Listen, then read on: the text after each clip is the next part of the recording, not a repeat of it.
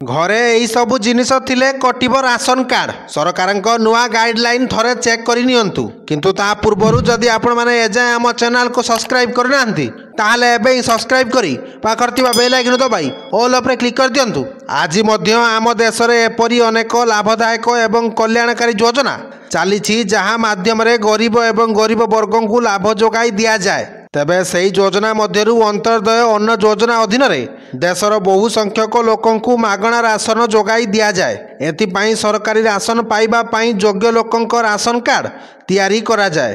तेबे ration card बातिल हेबार प्रथम कारण हेउछि एहाकु ठकेई माध्यम रे तैयारी करिबा।